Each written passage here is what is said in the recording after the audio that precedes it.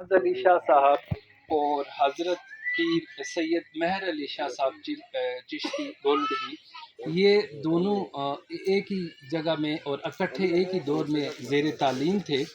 تو جب درس و تدریس کا یہ سلسلہ مکمل ہوا تو سید نیاز علی شاہ صاحب اپنے شیخ طریقت کے وصال کے بعد پیر مہر علی شاہ گولڈوی کے حسب ارشاد ان کے ہمراہ گولڈہ شریف تشریف لے گئے۔ گولڈہ شریف میں درس و تدریس میں مشغول ہو گئے۔ آپ کے اس دور کے تلامذہ میں مولانا محبوب عالم ہزاروی اور خواجہ سید غلام محی الدین گولڈوی المعروف بابو جی شامل تھے۔ خواجہ گولڈوی کو آپ سے خاص محبت تھی اور ہمیشہ حضرت کی محبت اور چشم التفات آپ پر رہتی۔ آپ گولڈہ شریف میں مزید قیام فرماتے، لیکن کشمیری طلبہ، عوام کے اصرار اور خواجہ گولڈوی کے مشورہ سے آپ اپنے وطن کشمیر تشریف لے آئے۔ اپنے آباؤ گاؤں ڈنڈی کا یارڈ میں ایک عظیم درسگاہ قائم کی اور باقاعدہ دینی و باطنی علوم کی تدریس شروع کر دی۔ اطراف و جوانب سے لوگ پروانہ وار آپ کے حلقہ تلامذہ میں آنا شروع ہوئے، جن میں پاکستان کے علاقہ جات روات، جہلم، ہزارہ اور کشمیر کے دور دراز کے علاقے اور ضلع مظفر آباد کے طلبہ شامل تھے، جبکہ نواحی علاقوں میں پاچیوٹ، باغ، سرسیدہ اور دیگر موضوعات کے طلبہ کثیر تعداد میں شامل تھے۔ آپ کے فیض یافتہ افراد سے روایت ہے کہ آپ کے حلقہ درس میں جنات بھی کثیر تعداد میں شامل رہتے تھے۔ حضرت پیر سید نیاز علی شاہ گردیزی کے چند معروف تلامذہ میں مولانا محمد سعید احمد رواتی، سابق خطیب جامع مسجد راولپنڈی، خواجہ عطا اللہ شاہ سہاوی، سہاوہ شریف ضلع باغ، مولانا فیض رسول ساکن رتنوئی ضلع باغ، مولانا محمد حسین ساکن محلدرہ ضلع باغ، مولانا عالم دین ساکن کفل گڑھ ضلع باغ، مولانا عتیق اللہ شاہ المعروف حافظ جی سرچھا پانیولہ، مولانا سخی محمد ساکن سرسیدہ ضلع باغ، اور ان کے پسران میں پیر سید محمد یاسین شاہ صاحب چشتی، پیر سید محمد سوار شاہ صاحب اور پیر سید برکت اللہ شاہ صاحب شامل تھے۔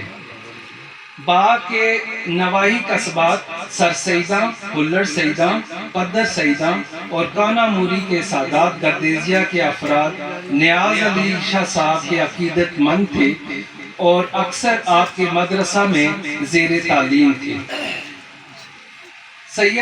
پیر سید نیاز علی شاہ صاحب چشتی کو اردو، فارسی اور عربی میں عبور حاصل تھا، اور ان کے دستیاب فتاویٰ کو اگر دیکھا جائے تو یہ ابھی تک اردو، فارسی اور عربی زبان میں موجود ہیں۔ حلیہ و لباس کے اعتبار سے نیاز علی شاہ صاحب کا لباس سادہ ہوتا تھا۔ سر پر اکثر پگڑی پہنتے تھے، قمیض اور شلوار زیب تن فرماتے تھے۔ اس کے علاوہ ایک چادر آپ کے پاس ہوتی تھی، جہاں کہیں نماز کا وقت ہو جاتا تو وہ چادر بچھا کر نماز ادا فرماتے تھے۔ آپ نحیف اور نزار متوسط قد و قامت کے مالک تھے۔ ریش تھوڑی پر لمبی اور رخسار پر کم بال تھے۔ نہایت خوبصورت اور رنگ سرخ و سفید تھا۔ سادات گردیزیہ سرسیدہ نے آپ کو سرسیدہ میں مکمل سکونت اختیار کرنے کی دعوت دی، جسے آپ نے قبول فرما لیا۔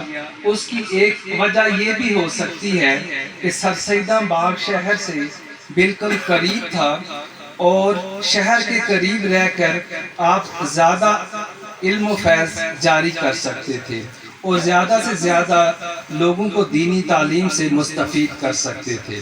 چنانچہ سرسیدہ کے لوگوں نے خالصہ سرکار جو ان کی چراگاہ تھی حضرت کو آباد کرنے کا کہا اور وہاں مکان بنا کر دیا۔ بعد ازاں بندوبست کے موقع پر وہ اراضی آپ کے نام منتقل ہوئی۔ میدان میں رہائش اختیار کرنے کے بعد آپ نے ایک مسجد تعمیر کی اور ایک درسگاہ کی بنیاد رکھی۔ تعلیم و تدریس کا سلسلہ جاری رہا۔ وصال سے 2 روز قبل عید الفطر کے دن حضرت پیر سید نیاز علی شاہ صاحب نے نماز عید پڑھائی۔ قبل از وصال ماہ رمضان المبارک میں آپ کی صحت بالکل درست رہی اور آپ باقاعدگی سے نماز تراویح پڑھاتے رہے۔ نماز عید کے موقع پر مسلمانوں کے ایک جمع غفیر سے خطاب فرمایا۔ اپنے خطبہ میں معاشرتی برائیوں سے دور رہنے کی تلقین فرمائی۔ آپ کا وصال بروز جمعرات 3 شوال 1333 ہجری بمطابق 18 ستمبر 1913 کو بمقام سرسیدہ ہوا۔ وصال شریف کے وقت پیر مہر علی شاہ گولڈوی نے اپنے طلباء کو درس دے رہے تھے کہ آپ کی زبان مبارک سے بے اختیار یہ کلمات ادا ہوئے، آج پہاڑوں کا شہزادہ بجھ گیا۔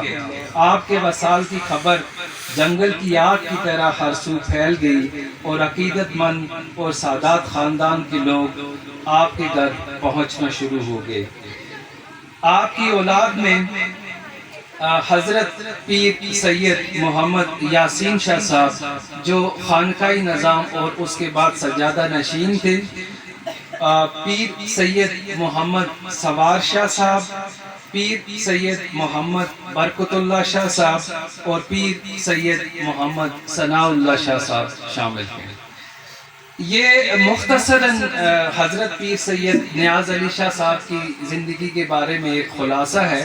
اس پہ مزید بھی تحقیق جاری ہے اور کچھ مزید معلومات بھی ہمارے پاس جمع ہیں۔ انشاءاللہ اگلے عرس کے موقع پر اس سے بہتر درجہ کی معلومات مجھے امید ہے کہ ہم سب کے ساتھ شیئر کرنے کے قابل ہو جائیں گے۔